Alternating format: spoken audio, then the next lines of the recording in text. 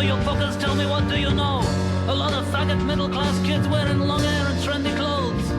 Look, I'm not your fucking parents, and I'm sick of uptight hippies coming knocking at my door with a fucking peace symbol. Get this fat fat, I don't owe you fuckers anything, and all I got to say is fuck you.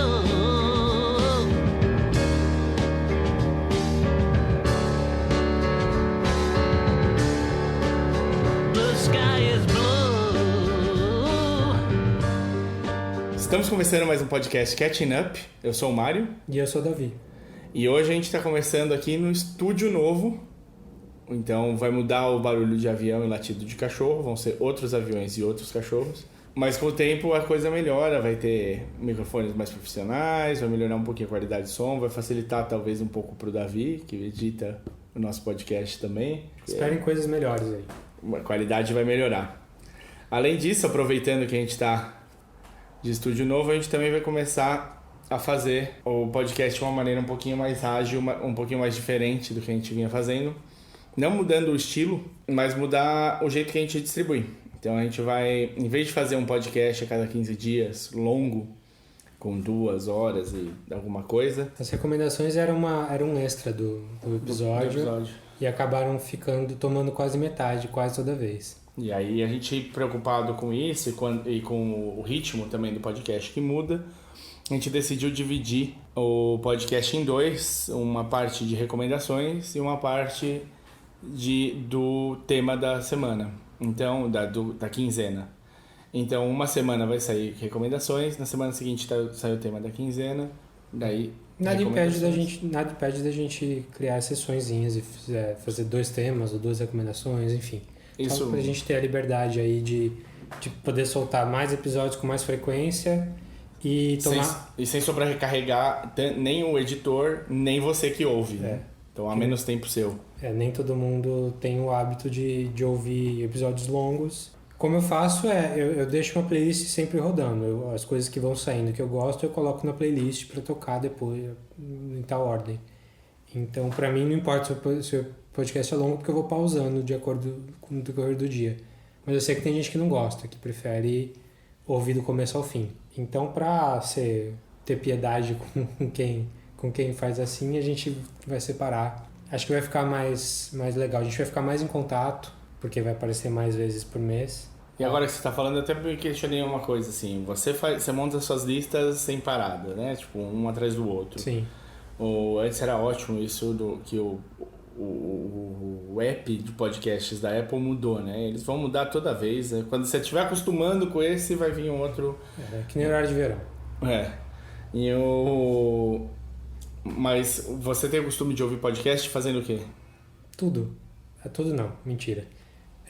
Coisas que não requerem minha atenção visual. Lavando louça, no ônibus, na bicicleta, no carro... no banho tem uma caixinha de som. Então tudo, limpando a casa, tudo que eu não preciso prestar atenção visualmente, que eu consigo abstrair, é a hora de ouvir podcast. Legal.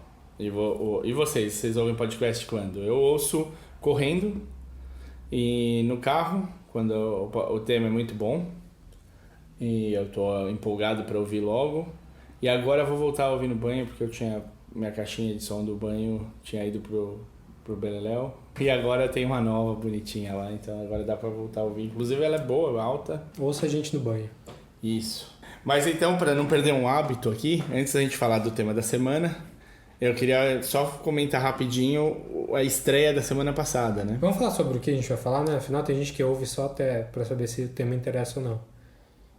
A gente vai falar hoje de... Comédia. Mas não de uma comédia meio baseada em improvisação. Por causa de um filme que envolve muita gente desse mundo. O filme que saiu da Netflix há pouquinhas semanas aí, que é uma biografia do Doug Kinney, que é o criador da National Lampoon.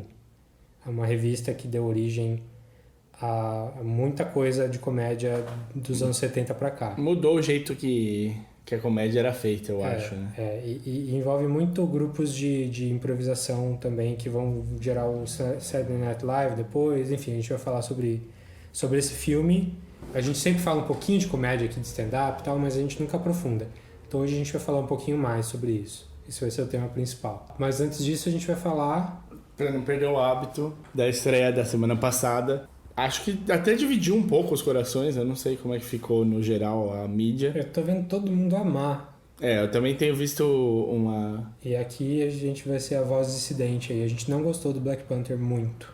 Eu gostei do filme, mas eu não achei uma obra-prima. Na verdade, isso tem sido um problema pra mim. Acho que no fim do ano passado e começo desse ano, quando saem os filmes pra Oscar e tal, nenhum... Eu falei, nossa, uma obra-prima. Não, nenhum. Também, até agora, infelizmente. Então, o Black Panther entra nessas, que é um filme bom, que eu coloco aí no top 10 de filmes da Marvel, mas não é o melhor filme da Marvel. Eu acho que não tem nem como ser. Não é a panaceia que estão dizendo que é, não. Eu gostei muito do filme visualmente, mesmo. Figurino mais legal em muitos anos, de qualquer filme, não só de filmes de herói. Direção de arte é super legal, os conceitos são todos bons, os personagens são legais, mas eu tenho problemas sérios com história mesmo, com trama e com alguns temas que eles colocam. E eu achei que ficou faltando, assim. Você já tinha visto outros filmes do Ryan Coogler? Só o Creed. E antes ele tem o Fruitvale Station. Esse eu não vi, eu nem sabia, só fui ver quando eu abri o IMDb pra ler sobre. Que é baseado numa história real de um cara que apanhou da polícia e morreu por nada em Oakland. Que podia ser em qualquer lugar dos Estados Unidos, basicamente. Ou no Brasil também. Eu não gostei de nenhum dos 3 filmes dele, pra falar a verdade. São todos os filmes muito bem falados, inclusive pela crítica, mas todos eles tinham algumas coisas que cada um diferente, não é um tema específico, não. Mas eu não gostei do Creed, achei... Você não gostou? Não, achei... Como é que é a sua relação com o Rock? Então, acho que é por isso. Eu não amo os filmes do Rock, não. Eu lembro de gostar do primeiro. O primeiro é muito bom. Mas assim, também não amar. E eu achei que esse filme foi muito um remake. Uma hype. Um remake do primeiro. E aí o que acontece é o seguinte, eu lembro que eu tinha... Minha mãe tinha um sítio e lá era só por ter antena parabólica. E aí no intervalo das coisas da Globo, o sítio era em São Paulo e a parabólica pegava o Rio. E aí tinha diferença das propagandas que passavam. Sim. Então várias vezes ficava só a tela preta e nada acontecia e voltava pro programa depois que desse o tempo de todas as propagandas. E de vez em quando de madrugada você pegava os caras testando propaganda. Eu lembro que eu assisti acho que 60 vezes uma propaganda do Highlander 3. Nossa. E era tipo vários tamanhos, então 15 segundos, 30, 1 minuto, como é que ficava os vários formatos. A chamada era Highlander 3, o feiticeiro, a magia do número 1 está de volta. Highlander 3, e era isso que gravou. Porque o 2 é a pior coisa do mundo, né?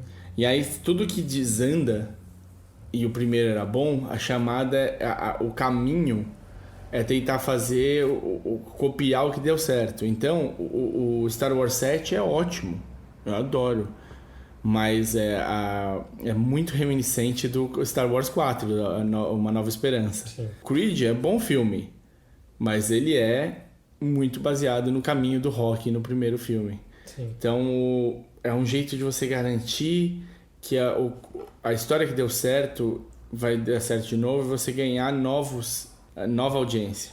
Mas esquece, a gente tá degringolando aqui pra falar do Pantera. Vamos parar lá no Highlander 3. Desculpa eu.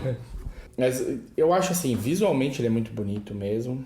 Tinham várias coisas que me incomodaram, no sentido de que algumas coisas me pareciam uma celebração da cultura negra por ser uma celebração da cultura negra. Estavam ali porque sim.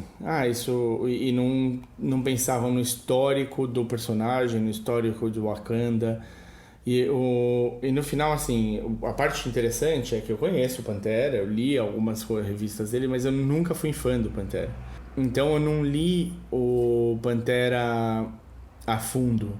Então, se por exemplo, o personagem do Michael B. Jordan, o Killmonger, pode existir de verdade nos quadrinhos e eu não vou saber, porque eu não lembro dele. Ele existe. Então, pra mim o filme funcionou como um filme de quadrinhos pra alguém que não é fã de quadrinhos. Eu entrei, tipo, me surpreenda, porque o personagem é legal, eu gosto do personagem, adorei quando ele casou com o Ororo, fiquei super feliz. Agora, gostaria muito de ver o Chad Boswick casando com a Halle Berry. E eu quero ela de moicano. Então tem uma série de coisas. Eu gosto do Pantera, mas eu não sou fã a fundo. Então eu realmente tinha um monte de coisa ali que eu não falei, mas será que é assim no quadrinho? Será que eles contam? Será que a divisão de tribos era assim? Será que... E não dá pra saber. Então aceita o que você tá assistindo. Uhum. Realmente, como vestuário, eu achei incrível. O figurino é muito bom. A edição é muito boa. Tem muito efeito prático, o que ajuda bastante. Tem muito CGI. O CGI eu não achei bom, não. Tem momentos. As lutas dele, quando ele tá inteiro de Pantera, é meio borrachudo, assim. É o Neo no Matrix 2. O Spider-Man 1. Tá. Lembrando que o Spider-Man 1 tem 20 anos quase. Mas no final, o que eu me pergunto, o que ficou pra mim é assim, o roteiro é um roteiro bom, ele é uma história boa e eu não gostei, eu achei que não é... Eu não achei um roteiro bom, não. Eu não achei uma história boa, então eu falo, quanto que você pode... É complicado, é muito difícil de equilibrar. Vou pegar aqui um paralelo que faz sentido e ao mesmo tempo de ser muito maior. O Avatar. O Avatar, ele tinha tanto building de planeta, da vida, dos animais, das espécies e tal, que ele não podia... Ele estava apresentando tanta coisa nova pra audiência que ele não podia fazer uma história muito complexa. Porque corria a chance de perder a audiência. Então o que ele fez? O mito do herói basicão. E o Wakanda é bastante diferente também, né? Apesar de ter todas as similaridades com o resto da Terra, o Wakanda é muito mais futurista, tem muito mais tecnologias diferentes por causa do Vibranium. Tipo, por que você tem isso no trilho do trem? Eu tenho isso no trilho do trem porque ela segura o Vibranium de funcionar assim assado, entendeu? Tipo, tem uma série de coisas. Então tem toda uma história para ser contada, para ser um mundo para ser explicado em Wakanda. A parte histórica também, onde vem toda a discussão e tal. E aí você não pode, talvez, fazer uma história muito complexa correndo o risco de perder a audiência. Porque eu não sei se é mais certo. Eu acho que talvez... Quando você estava no começo, mais para trás no cinema, se você tivesse um world building muito complexo e uma história muito complexa, você ia perder talvez a audiência que estava vindo de situações completamente diferentes. Mas hoje em dia a gente está acostumado a processar uma quantidade de informação muito maior. A gente tem contato com informação o dia inteiro, o tempo todo, de diferentes frentes. E você acha que podia ter uma história mais complexa? Acho que a gente aguentava. Acho que a gente aguentava. Mas é uma coisa que... Meu problema não foi a complexidade da história, não. É um filme sem protagonista. Sim, ele é apagado, né? Ele é apagadíssimo, ele quase não faz nada, ele quase não decide nada. O arco dele existe... A gente não vai dar spoiler aqui. Aliás, a gente devia ter falado antes. Porque é um filme que tá no cinema ainda, então acho que não vem ao caso. Até porque estamos no começo do episódio aqui do podcast. Uhum. Mas é um filme que ele tem um arco claro, assim, de personagem, o Pantera, mas... ele é apagado mesmo no arco, assim, as decisões são tomadas em volta dele, as coisas acontecem em volta dele, e ele malemar reage. Eu acho isso derruba bastante o filme, apesar de dar destaque pra gente que em outros filmes não teria tanto destaque, que é uma coisa boa. Sem dúvida. E eu acho que ele usa muito a tragédia shakespeariana, assim, de irmão contra irmão e coisa do tipo, pior do que no Thor, que já é um filme ruim pra mim. O que você falou de representar... E Thor faz um pouco de sentido, porque inclusive o primeiro Thor, eu acho que não poderiam ter escolhido mais ninguém pra dirigir que não fosse o Kenneth Branagh. O Branagh é shakespeariano total. Sim, tem adaptações de Shakespeare dos anos 90 até aqui. É o cara certo. O Thor fala praticamente citando Shakespeare o tempo todo. Ele não é o Walk. Abraços, Fábio Ciccone. Mas é meio que o mesmo caminho. Então, até eu acho que esse filme usa muito você estava falando de mostrar cultura africana e até um afrofuturismo, que é um movimento super interessante, mas ele mostra isso, além de ser uma coisa, ele mostra para ser exótico, que nem sempre é um caminho mais interessante, ele mostra os rituais e as coisas que acontecem pra gente, para apresentar o mundo pra gente, para fazer o world building pra gente, de uma maneira, eu achei muito pomposa. Entendi. Então, os rituais que eles vão ter lá, eles falam de uma maneira super solene e fica um pouco bobo. Parece que a gente tá... quase não parece um filme da Marvel, parece um filme menor, assim. Do jeito que eles falam, como a gente não tem tanto conhecimento desse universo, desse universo africano que eles colocam no quadrinho, eles têm que apresentar pra gente e eu achei que de uma maneira que é pior do que o Thor, que eu já não acho grande coisa. Que também tem essa coisa da pompa, do jeito de falar estranho e tal, mas eles incluem mais piadas no meio, como a gente já tá um pouco, tipo, a nossa cultura entende Asgard melhor do que entende Wakanda, porque a gente não faz ideia de que seja Wakanda. Então eles têm a liberdade de brincar um pouquinho mais, de colocar piadinhas ali no meio, que nesse filme... ainda não cabe. Não cabe. Tipo, tem alguns lances, um pouquinho de humor no filme que eu gosto. Não o suficiente, assim. No final, eu acho que é isso. Você falou bem, o protagonista é um pouco apagado, talvez o vilão mais interessante do filme não tenha sido tão bem aproveitado. É um ator que eu acho brilhante. Quando usam bem ele é digno... Assim, ele vai ter um Oscar especial na carreira dele. Tô falando do Michael B. Jordan. Não. O Andy Serkis. Do Andy Serkis.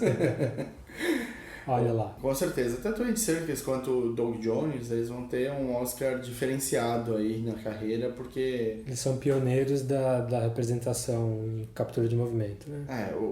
Um físico mesmo, um com props, né? E o outro com captura de movimento... Virtual. Mas sempre que o Andy Serkis está na tela com ele mesmo ele tendo uma cara muito atípica, né? Ele não é ele não tem uma cara básica para Hollywood, assim, tal, mas tanto que acho que aproveitam ele menos por causa disso. Mas ele achou o nicho dele. Mas toda vez que ele tá na tela, ele passa uma credibilidade muito grande, assim, ele tem uma entrega de atuação muito grande. Mas é isso, eu tinha uma posição eu saí com uma posição meio enjoadinha do filme, não vou mentir não. Gostei, assim, eu separo bem, eu consigo me divertir no filme, gostar do filme e ver os problemas que eu acho que o filme tem. Sim.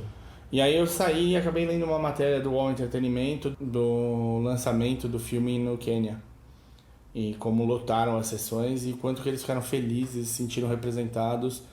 Não porque era um ator negro, mas porque era um herói africano, num país africano, cuidando de questões africanas. Muito sério, e eu achei isso muito interessante. Eu falei, nossa, realmente tem tanta coisa que você não leva em consideração quando você está vendo um filme, porque você vê o filme puramente da sua perspectiva, né? De quem você é e do seu momento. E se você expandir essa gama...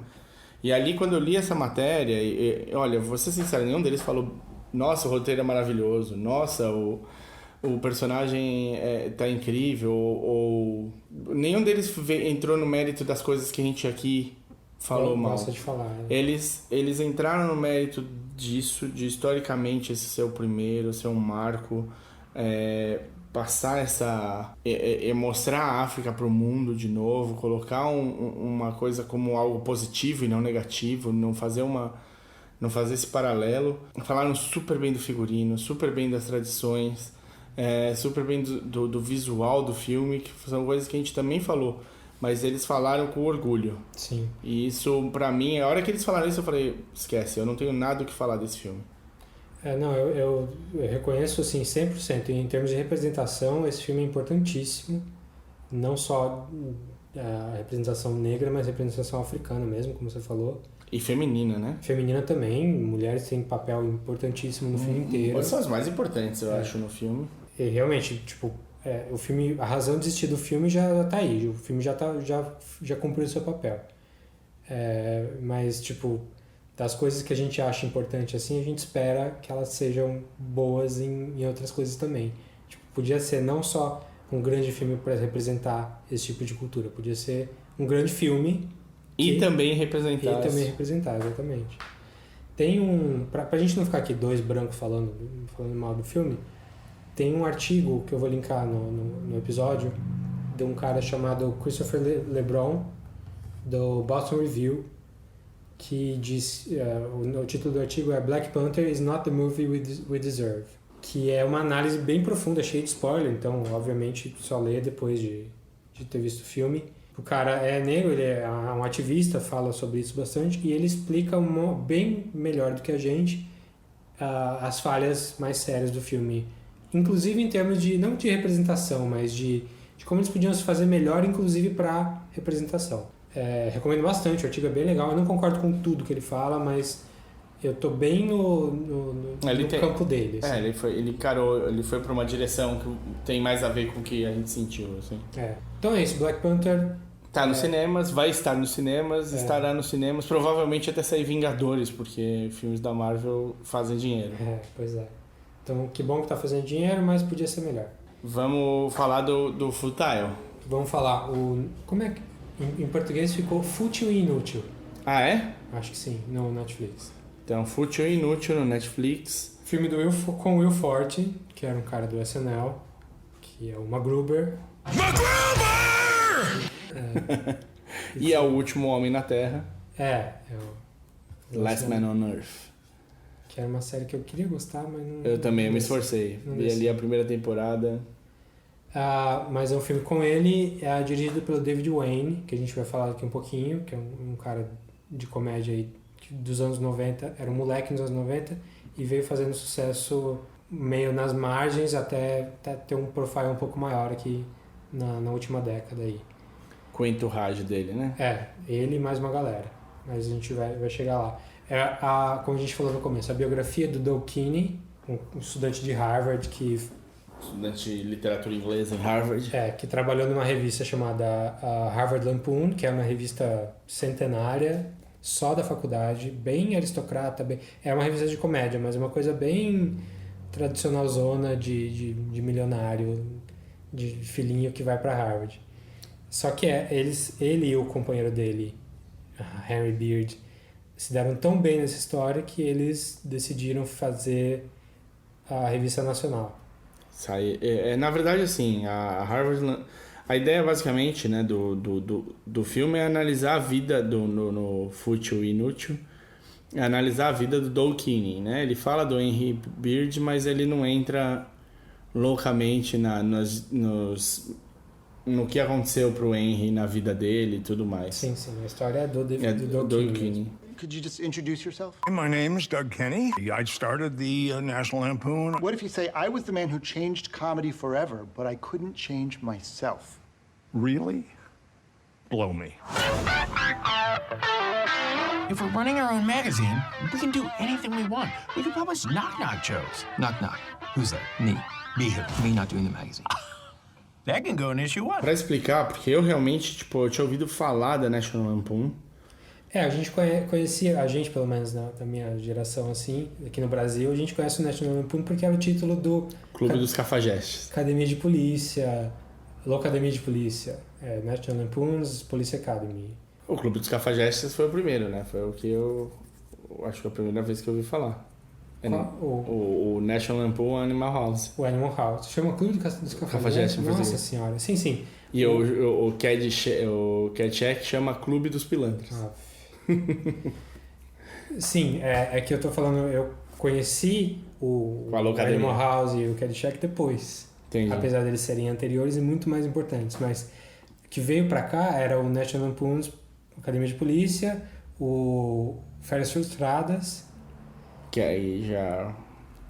Então, essa marca National Lampoon's veio pra gente no final, assim, quando eles já estavam bem decadentes. E, vamos falar a verdade, Locademia de Polícia e Férias Frustradas, ela tocou em todo lugar, né? Passou em todos os lugares 1000 vezes. Eu acho que eu vi Locademia de Polícia mais do que Chaves até. Tinha desenho animado, daqueles piores desenhos animados. É um filme que não tem nada de infantil, nada, é um filme bem adulto, inclusive, passando pra criança pequena. Mesma coisa do Férias Frustradas, né? o que tem de palavrão, o que tem de absurdo no... E a gente gostava. Mas enfim, a gente, pelo menos pra mim, o National Lampoon veio assim depois. Veio quando eles já estavam bem decadentes mesmo. Mas a história da revista é bem legal. O filme é uma biografia mesmo, né? Então Sim. Começa... Ele tem um protagonista e vai seguir o protagonista no Rise and Fall, assim, ele fica bem famoso, aí começa a ter problema com a fama, com o sucesso, com drogas, não sei o que, é aquilo que você espera numa biografia, o que não parece ser um filme bom, mas... Ele tem uma montagem ele tem uma sacada muito boa, logo no começo do filme ele tem uma sacada que você só vai descobrir no fim do filme. A gente não vai falar aqui spoiler, porque é um filme que ele tem umas sacadas interessantes mesmo. Mas o que eu gostei muito do filme, e é por isso que a gente está falando aqui, é que, apesar de ele ser um filme com uma estrutura básica de biografia, ele tem um roteiro, um diálogo tão bom, tipo, parece um episódio dos Simpsons, assim, cada frase falada é engraçada. E ele é bem ágil, ele não perde o pique o tempo inteiro. Tem um ritmo muito bom. Então eu acho, e uma coisa que agora que você está falando e eu não tinha feito esse paralelo, é que eu achei que esse ritmo fazia parte do jeito que o Doug Kinney fazia as coisas. Pode ser, sim, um cara malucão de... One-liner, né, cara? E é isso, tipo, o filme inteiro ele tem os melhores one-liners ali, tipo... Ele é o cara que não consegue ser sério. Você faz uma pergunta séria pra ele responde com uma piada e você não sabe se ele tava falando sério ou não. Mas é um cara... Meu tipo de cara. É difícil conviver. Meu tipo de ser humano, é lógico. Não, muito legal de ver na TV. Nada a ver com... Bem difícil de conviver, inclusive. Mas o legal do filme também ele tem essa estrutura básica, mas muito bem trabalhado o tempo todo, então ele não perde o pique em nenhum momento. Ele é muito de quebrar a parede também, quebrar a quarta parede. Então ele vai... O tempo todo ele chama a atenção que ele é um filme, ele chama gente para fazer atores que a gente conhece, Então, como o National Lampoon influenciou muito quem foi pro Saturday Night Live, até uma questão do filme quando o National Lampoon estava fazendo muito sucesso, o Saturday Night Live começou e roubou a galera que trabalhava na revista para fazer parte. Então, o Chevy Chase, que era amigo do Doug Kinney, foi para lá, a Gilda Radner, que fazia parte também do programa de rádio deles, uma galera mesmo, o Bill Murray, e John Belushi. O John Belushi, principalmente. E eles chamaram atores que não necessariamente se parecem com essas pessoas, e eles chamam a atenção, porque são pessoas... Eles zoam falando, acho que como são pessoas muito, muito famosas, é difícil achar um sósia à altura. Porque e se a pessoa for, tipo, só um pouquinho não parecida, você já vai reclamar. Então eles foram até o outro extremo, assim, eles pegaram gente que... Não parece nada. Praticamente não parece nada. Eles têm um jeitão, imita a voz, alguma coisa assim, mas não é pra ser uma imitação perfeita. E eles comentam isso. Você acha que a gente ia conseguir alguém parecido com o Bill Murray aqui? Tipo, o único Bill Murray do mundo é o Bill Murray. Não adianta imitar. These actors don't look exactly like the real people. But come on, you think I look like Will Forte when I was 27? You think Will Forte is 27? Mas é um filme, então, que segue a vida do Doug Kinney e da National Lampoon. Ela, de certa maneira, é quase uma biografia da National Lampoon também. Sim. Paralelamente a esse filme, a gente assistiu um documentário também... Só da revista, que chama... Drunk, Stoned, Brilliant Dead. Drunk, Stoned, Brilliant Dead. E é... Um documentário de 2015. Pegando todo mundo que tá vivo ainda da revista e falando dessa época da revista, esses anos dourados, e falando e dando a real medida das coisas. Então, uma coisa que no filme, no Fútil e Inútil, eles não comentam, a revista foi virar nacional quando eles começaram a ficar famosos dentro de Harvard e começou a expandir do tamanho que era. Então, eles foram chamados para fazer versões satíricas de todas as revistas que tinham.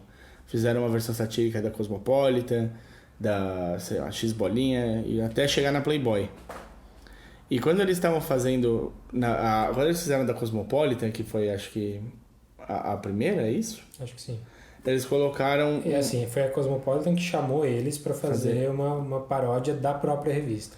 Então, eles tinham só um pedido, era use as modelos e as roupas do jeito que vocês quiserem, mas os dois precisam estar expostos. E eles pagaram super mal, mas, em contrapartida, eles permitiram colocar um anúncio para assinar a Harvard Lampoon. E eles receberam um absurdo de pedidos de assinatura para Harvard Lampoon. E eles falaram, peraí, se tem tudo isso de gente interessada, então acho que a gente tem um negócio aqui que dá pra gente transformar em uma coisa nacional. E o tipo de humor deles é um negócio bem de estudante de faculdade, assim. Então é um humor bem escrachado, explícito. Era transgressor. Era transgressor em muitos pontos, porque eles não tinham assunto que eles não pudessem fazer piada. Então, o que hoje em dia talvez a gente fosse debater se era cabível ou não, ele não tinha isso. Então, qualquer ideia era uma ideia válida. Então vamos fazer como é que era o Hitler lavando a própria roupa. Vamos. E vamos fazer como é que era o cara louco de LSD dentro da própria tenda no Vietnã. Vamos. O ensaio do Hitler foi interessante. Eles acharam um cara muito parecido com o Hitler e fizeram um ensaio fotográfico com ele como se o Hitler tivesse sobrevivido e morasse no Caribe. No Caribe. E aí tem lá o Hitler com nativos, o Hitler cortando o cabelo, o Hitler na praia. É bem engraçado. É bom. E aí mas entendeu? Era esse tipo de comédia que se fosse feita da maneira errada, faria você... Como é que é cringe em português? Eu sempre quero esse termo em português. Mas te deixaria tenso. Te deixaria tenso e não rindo. Constrangido, isso. Não é constrangido, cringe, mas criaria um constrangimento ali e não uma risada. Então tinha de ser feito do jeito certo. E eles tinham a mão pra isso. Era um grupo de loucos. Além deles escreverem bem, falando besteira, mas escrevendo bem, o que eu acho interessante na revista é que a arte é muito boa. Eles tinham uma equipe de arte, que eram uns ripões, assim, que não estava dando muito certo. E aí eles acharam outro cara, diretor de arte, e o cara vendeu a ideia para eles, que eles tinham feito umas piadas que envolviam um selo postal, com umas piadinhas no selo. E o estúdio anterior tinha feito lá, desenhado um selo na mão, assim, com uma piadinha dentro do selo. E aí ele pegou essa mesma coisa, essa mesma piada, só que ele fez um selo ultra realista, assim. Então fez um selo. Um selo, parecia um selo postal, só que com a piada dentro, super bem desenhado e tal. E ele falou, não, você quer fazer paródia? A paródia tem que ser igual, com a mesma qualidade do original, com a piada dentro. E aí a primeira edição com esse diretor de arte é uma paródia do Norman Rockwell, assim, que é aquele pintor dos anos 50 super realista, que faz aquelas ilustrações. Então o cara imitou igualzinho. Então toda a arte da revista era muito bem feita. Então dava pra você, sei lá, pendurar na parede, assim, e era uma piada de peido, sei lá, desse nível. Então o que é legal é que não só a piada é transgressora, mas é uma coisa muito bem construída. Tipo, os textos que eles faziam eram longos e bem escritos, assim, os caras não são só engraçados, eles são bons. Bom, finalmente eles saíram de Harvard, transformaram em nacional, não trouxeram o pessoal de Harvard e foram achar novos talentos. E isso também é uma coisa difícil e importante. Alguém tem de ter um olho para novos talentos. Não dá para você achar que em qualquer esquina vai ter um cara que vai fazer boas piadas ou que vai desenhar bem e tudo mais. E a revista coalhou de gente muito boa. Pois é, um hub, assim, em que dali saiu gente para todo lugar, assim. De diretor, ator, stand-up comedian, escritor dos Simpsons, todo tipo de coisa saiu dali. E eu acho que, assim, eu não vou entregar o resto do filme, assistam porque é um filme muito legal, mas o que mostra essa caminhada de como essa revista é uma revista que começou sendo de faculdade, virou uma coisa nacional, desembocou em programas off-Broadway, em teatro off-Broadway, com caras incríveis. Do off-Broadway virou um programa de rádio, também 600 estações, 600 rádios através dos Estados Unidos passavam esse programa. E como essas pessoas saíram para montar, talvez, o principal programa de comédia na TV americana, Até hoje. Até hoje, são 40 anos? 42. E saíram pra mudar a cara do tipo de filme de comédia que saía na época. Meet Doug Kenny, the most famous comedy writer you've never heard of. He's played by this guy in the movie A Futile and Stupid Gesture. In 1969, Kenny and his Harvard classmate Henry Beard co-founded the National Lampoon, a critically acclaimed humor magazine that was full of satire and silliness and anger and nudity. Kenny co-wrote Animal House, which became the highest-grossing comedy of its time, and Caddyshack. Chevy, let's go again. His work launched countless iconic careers. Bill Murray, Chevy Chase, John Belushi, Gilda Radner, and paved the way for modern comedy as we know it. And if you take into account the butterfly effect, who knows what else Doug Kenny influenced? Just look at The Butterfly Effect starring Ashton Kutcher. Ashton Kutcher started his career in That 70s Show, which was created by Bonnie and Terry Turner, who started their careers at Saturday Night Live, whose first writers and initial cast pretty much all came from the National Lampoon, which was, of course, co-created by Doug Kenny. It's Saturday night! Os caras ajudaram a mudar a comédia nos últimos 50 anos. E aí você se pergunta, como é que eu não sabia disso até hoje, né? É complicado. Então esse filme, O Fútil e Inútil, veio justamente para trazer isso. E eu achei que a gente devia falar desse filme, o Davi lançou essa pelota aí, eu chutei pro gol, porque eu achei que a gente sempre fala de comédia aqui, nas nossas dicas sempre tem 1 ou 2 stand-ups. No nosso top 10 do ano passado, tanto no meu quanto no Davi, tinham 2 stand-ups cada um, e eram 2 stand-ups diferentes. Sim. É um tema que eu tenho muito próximo no coração, eu gosto muito, comédia é super difícil de ser bem feita. Como é que a gente nunca tinha falado disso no podcast ainda? Como é que a gente não entrou, né, na seara da comédia e no que esse pessoal trouxe? A gente não vai falar um mega histórico aí, porque comédia... A gente até recomendou aquela série The History of Comedy, né, que é mais abrangente do que a gente vai falar aqui. Porque lá eles falam... Eles separam por tema, né, da comédia. Por tema e fala desde o começo do século XX. E é incrível, assistam, por favor, é um documentário super bem feito da CNN. CNN, né? CNN, The History of Comedy, recomendando de novo aí. Porque eu tava revendo, na verdade eu não terminei o negócio, e como eu meio que vi dormindo os 2 últimos antes eu tô agora no último finalmente. E aí eu revi esses 2 hoje cedo, enquanto esperava o pedreiro em casa. E é muito bom, o approach é ótimo, as pessoas falando é excelente. E os temas eram a parte racial na comédia, e o que é o too soon, né? Tipo, quando que dá pra fazer uma piada. E aí depois o politicamente correto, como é que isso está sendo adaptado, como é que as pessoas estão entendendo. Coisas como o Seinfeld falando que ele não faria mais show em universidades, porque eles estavam todos muito voltados para o politicamente correto, e ele não quer trabalhar, ele falou, só querem vaiar e não querem ouvir a piada nem nada, então eu não faço mais.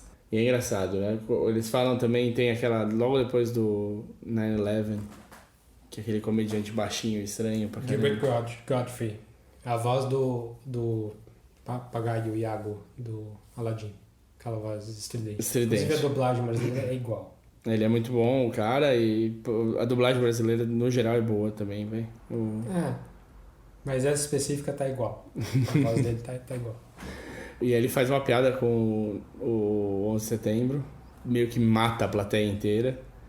E aí, ao invés dele mudar de assunto, ele pira. Ele pira em cima e leva todo mundo a chorar de rir. You told a 9/11 joke right after 9/11 at a Hugh Hefner roast. Yeah, it was like a couple of days after September 11th. People were booing and hissing. One guy yelled out too soon, which I thought meant I didn't take a long enough pause between the setup and the punchline. And then I figure, why not go to the bottom level of hell? And I go in, I tell the aristocrats. Now, this is funny because we're talking about one documentary, but the telling of the aristocrats joke led to a different documentary about the history of the joke. Oddly enough. And that's sort of a filthy joke. And it sort of you won the room back. It showed, like, in situations like that, people need to laugh.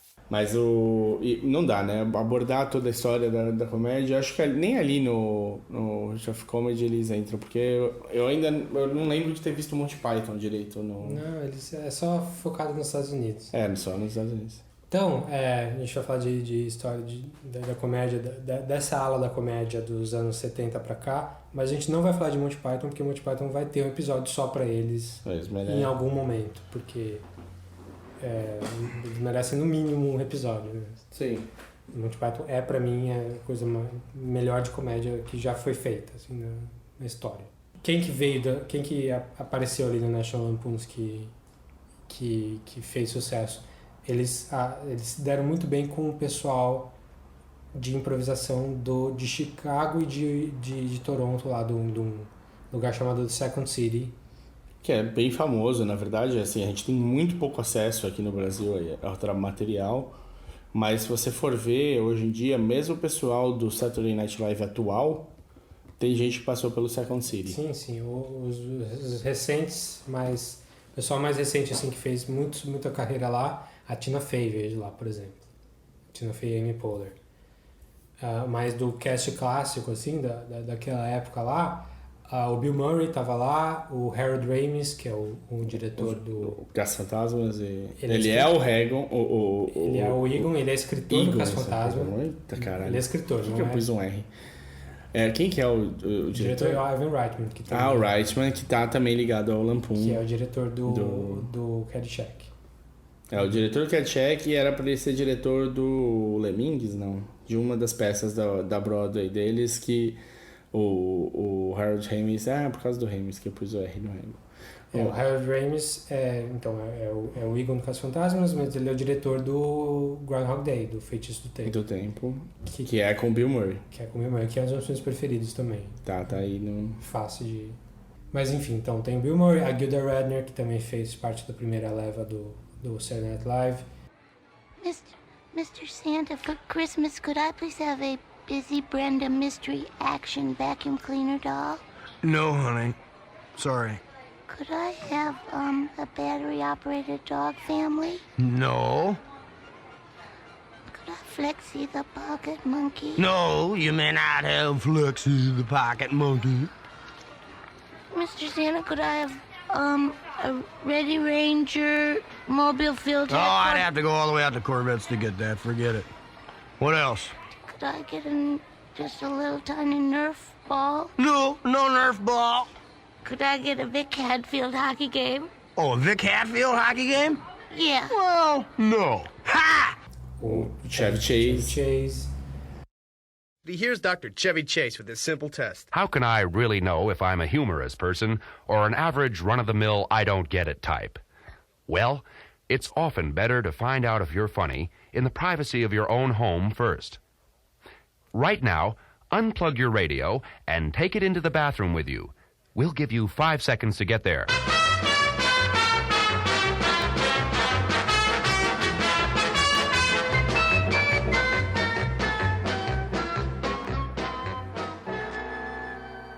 Are you there?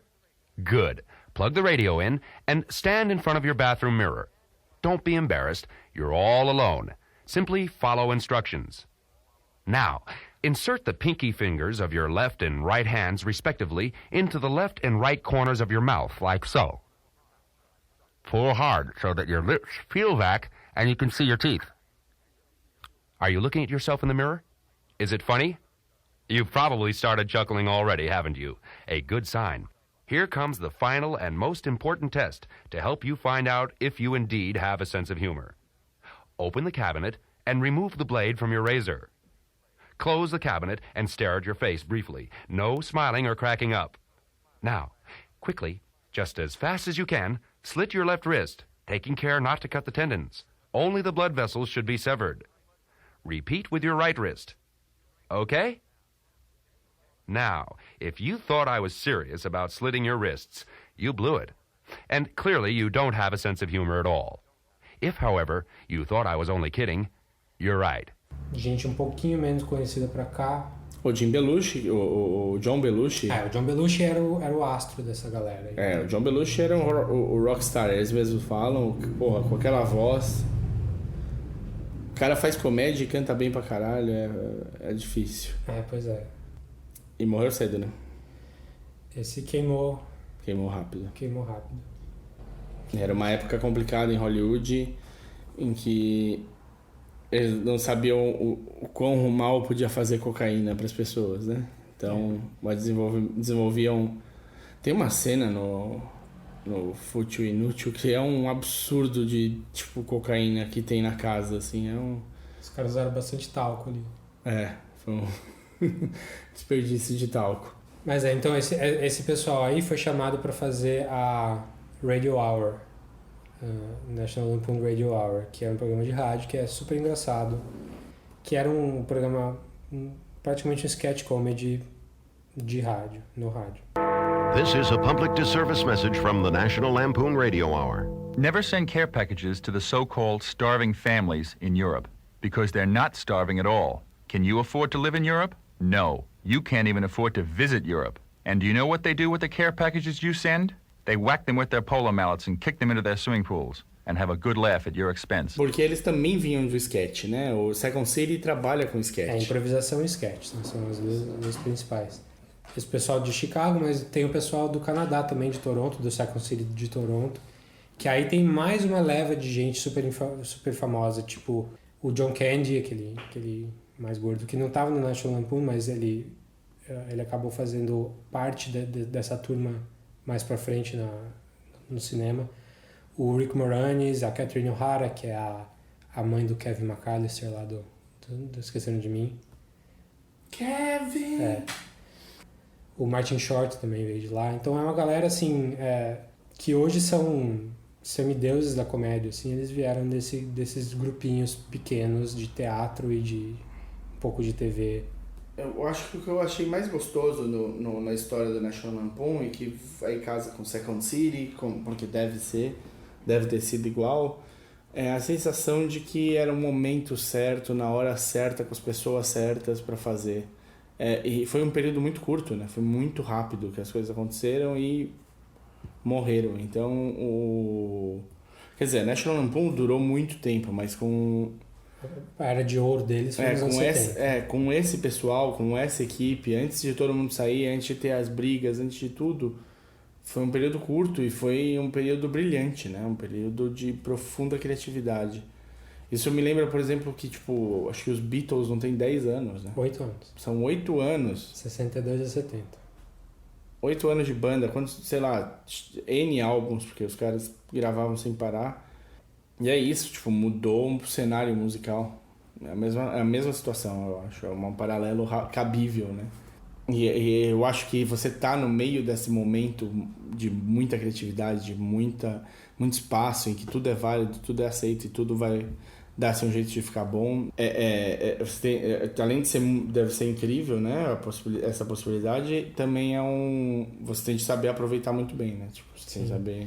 Esse comparativo com a cena musical aí acho que é cabível, até porque do mesmo jeito que eles se interconectam aqui, o Second City, o SNL, o National Lampoon, é como, sei lá, o Yardbirds, que já teve Eric Clapton, Jimmy Page, é a mesma coisa, é aquela cena em que todo mundo se mistura ali nos anos 70 na Inglaterra. Sim.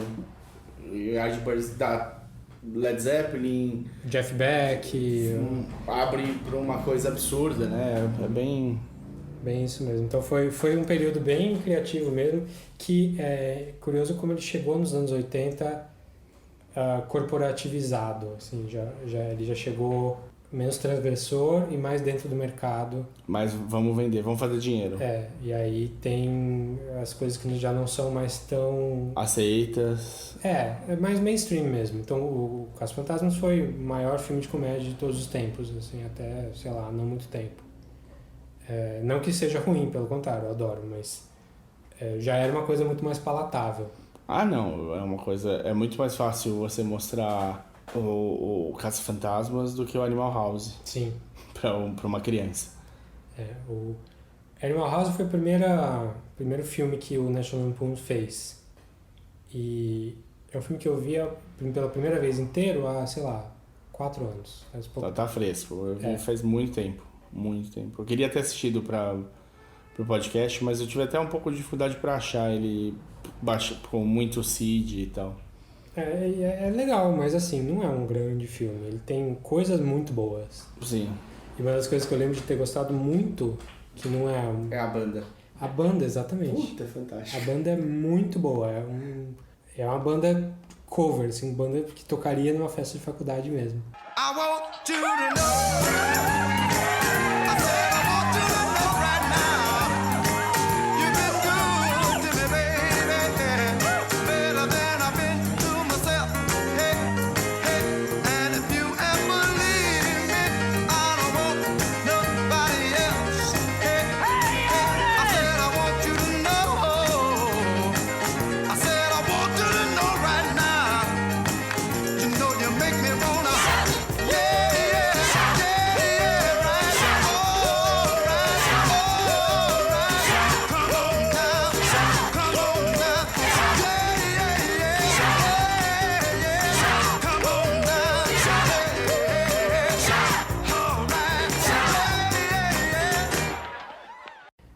Mas acho que a gente tem um problema também com esse filme, porque ele gerou uns filmes muito ruins depois, assim, copiando ele.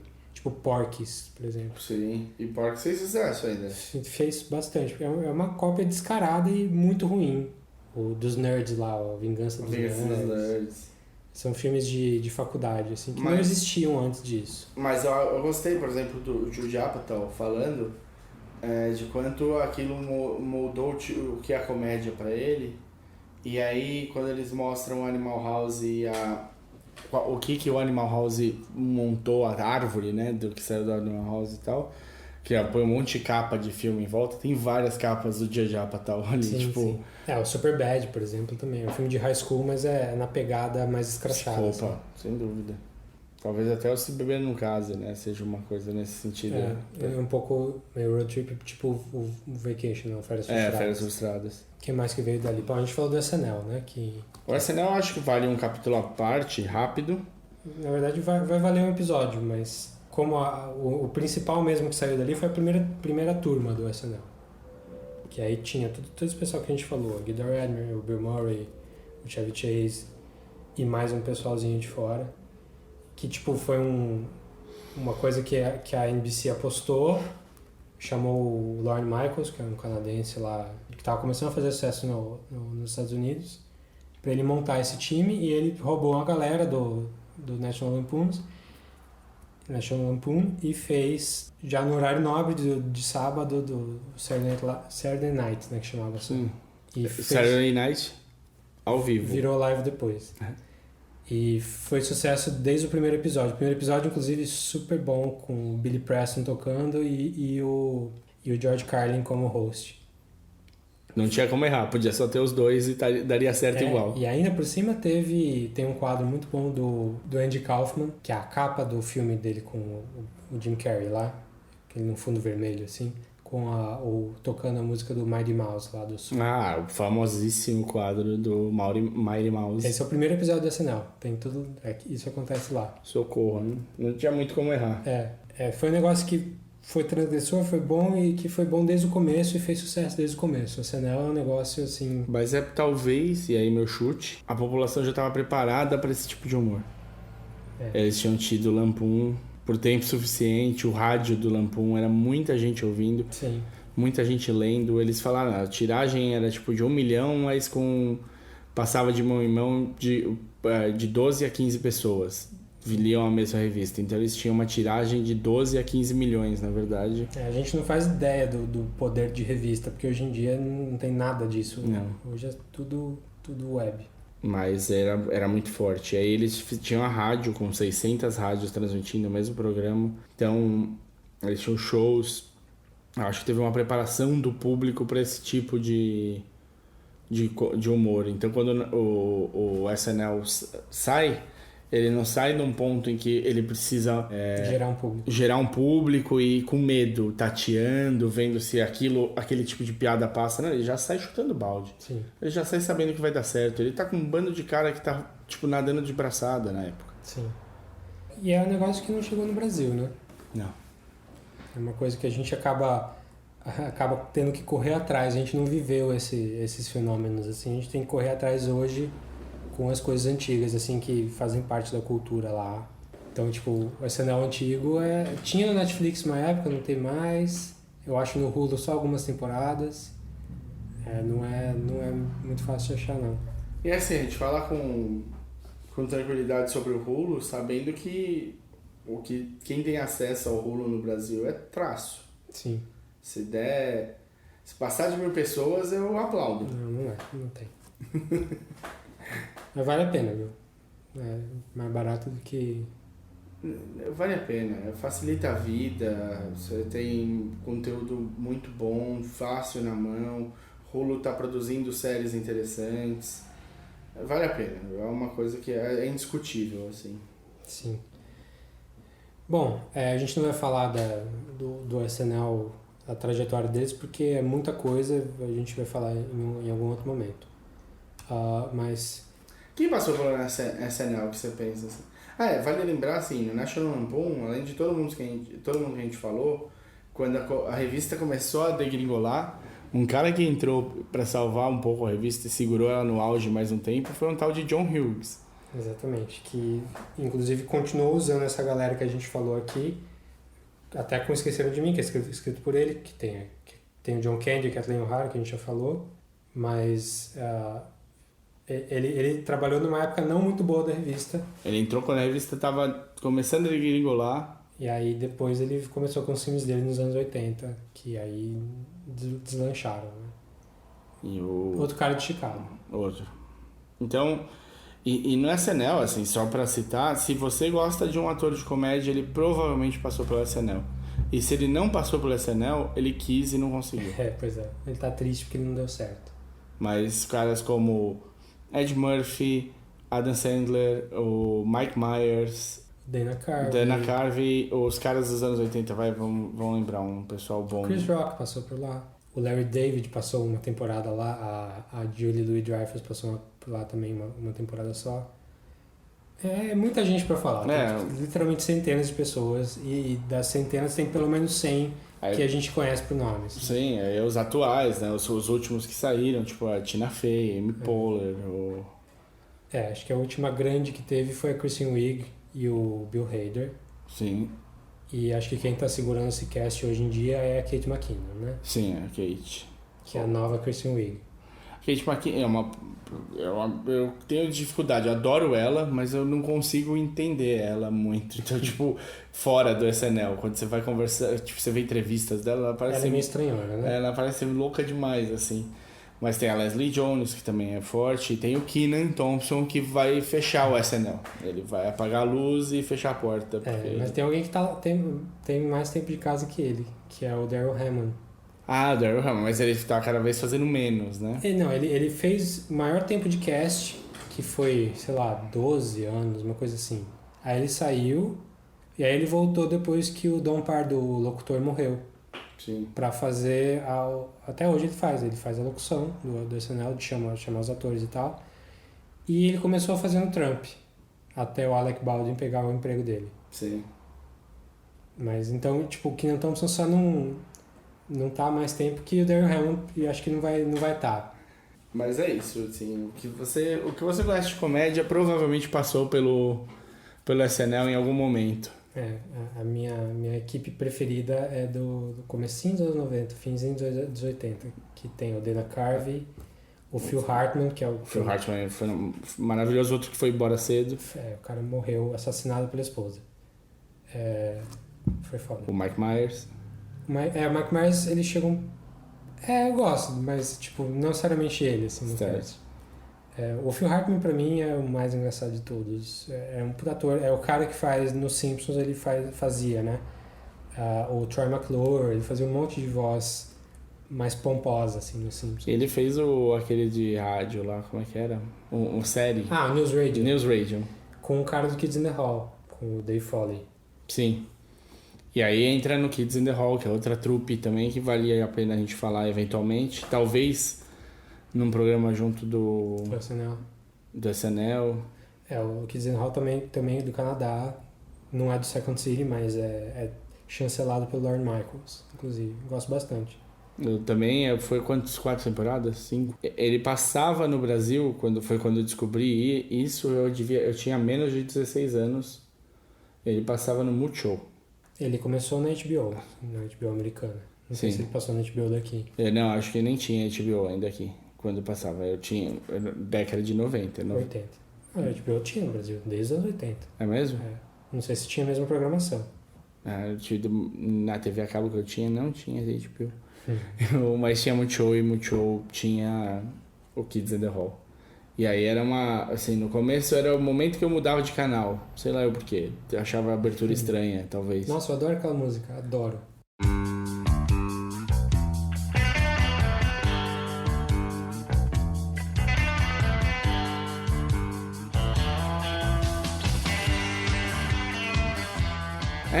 Não, hoje em dia tudo casa pra mim. É que no começo eu mudava mesmo, assim. Eu falava, acabou. Era alguma coisa tipo, acabou, Clarissa sabe tudo.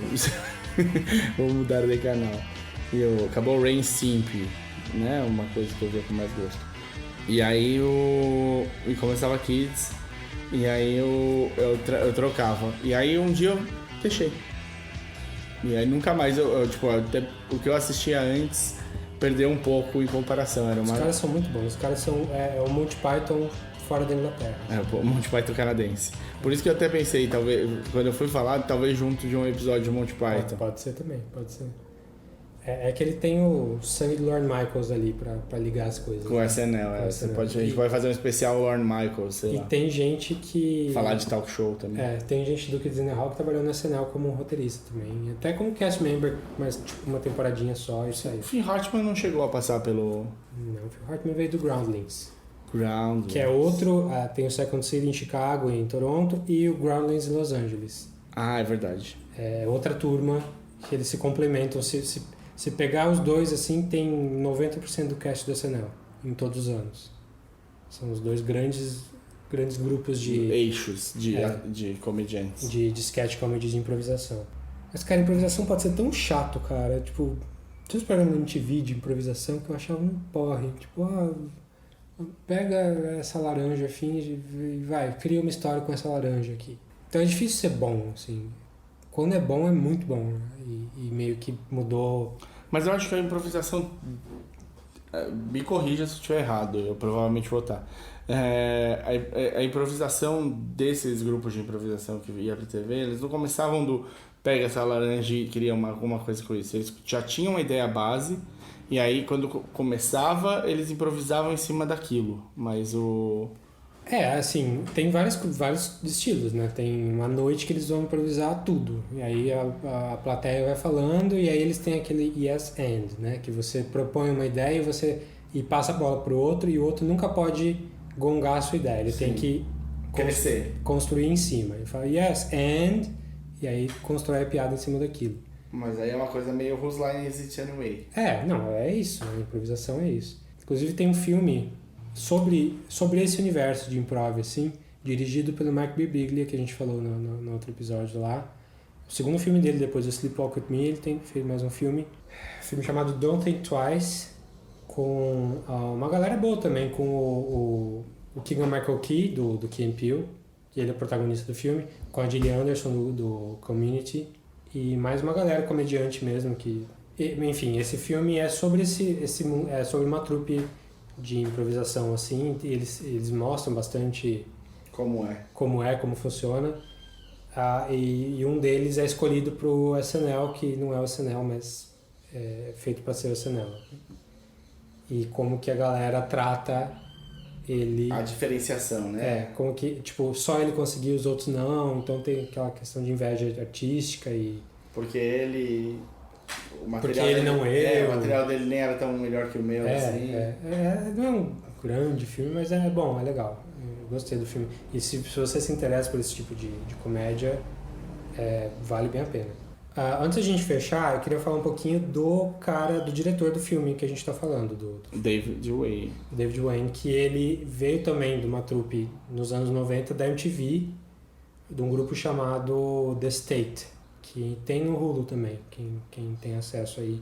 E é uma galera que até é conhecida, mas acho que não tanto, porque eles são mais novos. Uhum. Tem o Ken Marino, Michael Ian Black. Ian Black. Tem o Joe Lo Truglio, que tá fazendo sucesso no Brooklyn Nine-Nine, lá hoje em dia. Tem o Michael Showalter. É um outro cara estranho também, o Lo Truglio, né? Ah, sim, baixinho, esquisitinho. Tem o Michael Showalter, que agora dirigiu o filme que a gente falou, o The Big Sick. Ah, foi o Showalter? Ele que dirigiu, sim. Ele é um moleque no Wet Hot American Summer. Isso mesmo. Rapaz. Então essa galera toda fazia esse programa The State, na MTV, que era um programa de sketch, assim, que era bem transgressor, assim, era tipo Kids in the Hall, um pouco menos brilhante, assim, mas bem legal, com aquela pegada MTV anos 90, assim, bem jovem. Jovem. Aquele jovem anos 90 mesmo. E essa galera começou a fazer sucesso mais recentemente, mais nos anos 2000, assim. E eu mesmo conheci esse pessoal bem recentemente com o Children's Hospital, que é uma série super nonsense assim, do Adult Swim, de 10 minutinhos, que eu adorei, assim, é um humor bem surreal mesmo, e bem cru também, bem escrachado. É uma animação, né? Não é animação. Não é animação? Não é animação. É o... Live action. Live action. Eu não vi, eu só vi um posterzinho uma vez e... É bom. Eu tive pouco contato com a do Swim, na verdade. Não sei porquê, acho que eu tava revoltado com... Tem muita coisa boa, tá? Eu sei. Frango Robô, né, de lá. Sim. Então, só que essa galera aí teve um sucesso bom que não chegou aqui, pelo menos eu não vi. Em 2001, quando eles fizeram um filme chamado Wet Hot American Summer, eu não vi na época. Tem um nome engraçado em português. Não é Wet Hot, é um verão americano, uma coisa assim. Que é uma paródia de filmes, de histórias de acampamento nos anos 80, se passa nos anos 80, é um filme de 2001. Os protagonistas deveriam ser... Mais um verão americano. Mais um verão americano? Tá. Inclusive ficou assim também a série. Na Netflix? Em português ela chama Mais um Verão Americano. E é um filme que é uma paródia desse tipo de história de acampamento nos anos 80, só que os atores já têm 25, 30. E eles fazem papel de 16 anos. Adolescentes. E é um filme que fez um sucesso, passou em Sundance, fez um sucessinho cult, assim. Ficou cult. E é um cast bom, né? Sim, é toda essa galera que a gente falou e mais. Paul Rudd, Amy Poehler e exatamente. o Bradley Cooper. Então teve mais uma galera que ficou mais famosa ainda depois. E tanto ficou cult que o Netflix, há uns 2 ou 3 anos, resolveu ressuscitar o filme como uma série. E já fez duas reiterações, né? Porque o filme, Wet Hot American Summer, se passa no último dia do acampamento. O filme inteiro é o último dia do acampamento. É super surreal, tem umas piadas muito boas no meio. Aí eles fizeram... Tá caindo o negócio da NASA. Cai no satélite. E aí eles fizeram esse revival agora no Netflix, que se chama o First Day of Camp. Então, os personagens têm 16 anos ainda, inclusive isso passa antes do filme. Mas os atores são com mais de 40 todos. Então é mais engraçado ainda nesse sentido. Inclusive é um filme que é uma série... Eu gostei mais da série do que do filme. Do Wayne também, né? Tudo David Wayne, é a criação dele. Ele é diretor, produtor e atua também. Não só ele, né? Ele tem mais uma galera escrevendo junto. O Michael Showalter é roteirista em todos também, e eu acho que talvez ele dirija alguma coisa. Mas eu gostei bem da primeira parte da série. Aí a segunda parte da série, que é do ano passado, chama... Mais um Verão? 10 Years Later. 10 Years Later. Então é em 91. Então eles fazem toda a paródia do começo dos anos 90, assim. Já não achei tão boa. É ok, mas é menos legal. Então eles já estão com 40 e tantos anos, os atores, e fazendo personagem de 20, 25. O que eu vi do David Wayne também, eu vi o Wanderlust. E o David Wayne fez algumas comedinhas românticas, comedinhas. Fez uma comédia com a Amy Poehler, They Came Together, que fez um sucesso aí moderado. A Wanderlust também, quando saiu, eu vi na TV já tá passando, é de 2012, faz tempo no circuito, e é com o Paul Rudd e a Jennifer Aniston. E ainda tem mais um pessoal bom, a Malin Akerman, o Justin Theroux, Alan Alda, o Ken Marino tá aqui, o Joel Lotrulio tá aqui. Galerinha de sempre. The Usual Suspects dele. O filme é bobinho, é bonitinho, comédia romântica mesmo. É um casal que está sendo consumido pela vida em Nova York e resolve sair para testar vida em outro lugar. E o carro que eles estão sofrendo um acidente, eles ficam presos numa pousadinha totalmente hippie. E um deles se afeiçoa mais pela vida por lá e o outro menos. Então, quando eles partem, tem um desencontro dos dois até eles conseguirem... Comédia romântica, gente. O roteiro é meio fácil. Tem tipo quebra de quarta parede, assim, meta não, zero coisa. Tem gente nua. Tá. Acho que tem nudez total masculina na tela, assim. Muita droga também. Muita maconha. Mas é legal, é fofinho. É um filme, tipo, não vai te fazer mal, não vai mudar a tua vida. Mas essa trupe também. Eu acho que foi uma tentativa, até por ter a Jennifer Aniston, o Theroux, a Akerman, foi fazer uma coisa mais... É o Theroux que aparece pelado no filme? Não é, cara. Como não? Não é. Salvo engano, tem um senhorzinho. Mas minha memória pode estar me sacaneando aqui, mas eu tô confundido com outro filme. Mas tem essa tentativa de ser mais mainstream do que ele faria normalmente. Eu acho que um bom termômetro pra ver se você gosta do cara é o Children's Hospital, até porque 10 minutinhos cada episódio. Tem tipo 6 temporadas, eu acho. Mas vê uma e não precisa nem ser o primeiro episódio, assim. Pega randômico ali. Pode pegar meio aleatório. Eu acho engraçadíssimo. Assim. Se você gostar desse humor, você vai gostar do resto do trabalho do cara. E talvez desse filme também, do... Futile and Stupid Gesture. Futile and Stupid Gesture, que é um péssimo título, mas faz sentido na história do filme. Sim, tem motivo. E deve ter sido algo que aconteceu. Então o filme é esse, Inútil e Estúpido. Fútil e Inútil. Fútil e Inútil, obrigado. Fútil e Inútil, ou Futile and Stupid Gesture, do David Wayne. Original Netflix. Original do Netflix, contando a história do Doug Kinney, um dos fundadores da National Lampoon. Então a gente fez toda a passagem da vida do Doug, falamos da National Lampoon, falamos da importância dela para a cultura atual, para a comédia atual, e falamos um pouquinho do David Wayne. Um pouquinho mais curto, espero que vocês gostem assim desse formato mais rápido, mais ágil. Vai ser ainda melhor, porque hoje a gente ainda falou do Pantera e até desvirtuou um pouco o assunto. O próximo deve ser de recomendações, e assim a gente vai fazendo bonitinho para vocês. Estamos chegando no Oscar aí, vamos ter que fazer o episódio do Oscar. O episódio do Oscar tá quase pronto, porque falta pouquíssimo filme para eu terminar de ver, para você também, né? Sim, falta pouco. Então vamos lá. Então é isso aí. Bom, a gente não falou no começo, mas para falar com a gente, podcastcatchingup@gmail.com, ou acha a gente no Facebook, que é provavelmente por onde você clicou para ouvir isso aqui, que é o facebook.com/podcastcatchingup. Ou procura a gente no Twitter, eu sou o @odesinformante. E eu sou @dedonato. Mas fala com a gente, diz como é que onde vocês ouvem podcast, diz como é que é a relação de vocês com a comédia. A gente quer ouvir vocês. É isso aí. Um abraço. Até a próxima.